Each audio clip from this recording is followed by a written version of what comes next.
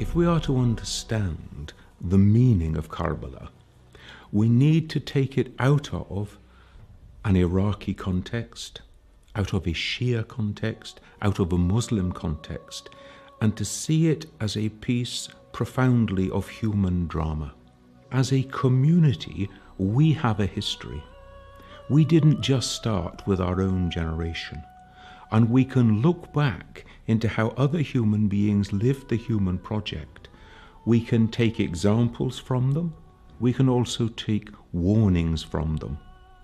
These are the circumstances that led these people to do these terrible things.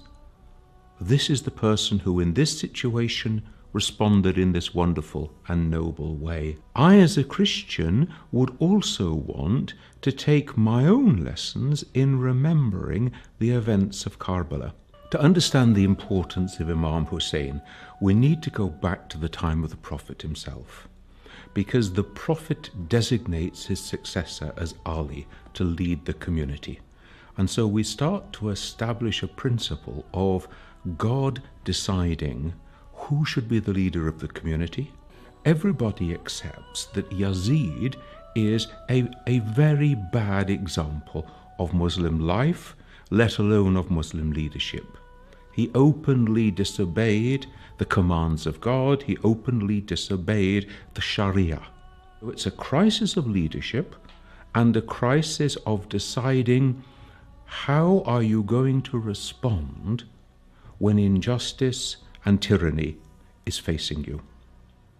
Now, we have here a hadith of Prophet Muhammad which enables us to get a sense of the importance of this. He says on one occasion, "The greatest jihad is to speak the word of truth into the face of a tyrant." This is the highest challenge to any human being, to actually face down a tyrant and not give in.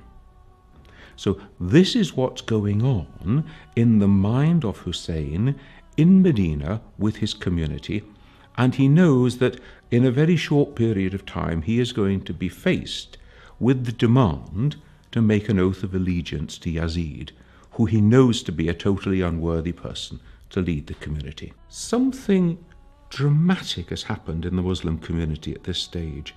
We're not even yet 50 years after the death of the Prophet, and we are about to see the Prophet's own grandson being massacred. The night before the battle, Imam Hussein gathers together his people and says to them, "Look, tomorrow we're going to be attacked. Please, it's me they want. Go away, leave." And they respond, "We won't go. We will stay. We will die with you." And now we see another huge human dimension of the question. What do you do if you are the supporter of an upright, honest, just person who is facing injustice? Do you stand with him, even at the cost of your own life? Or do you run to save yourself? Hussein dies in the desert. His followers are killed with him. These are, in the terms of the world, pretty insignificant acorns. And yet it reminds us that God's acorns grow into mighty oak trees. Because here we are 2,000 years after the time of Jesus, 1,400 years after the time of Hussein, and we remember them, and they are examples to us still, and their names live on in the lives of their followers in ways that they could not possibly have imagined.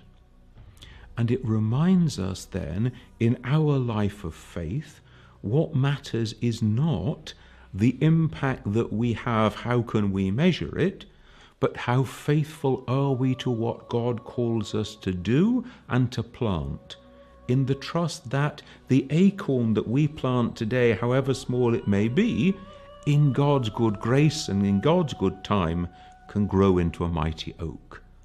This is the life of faith. We do not ask to see results now.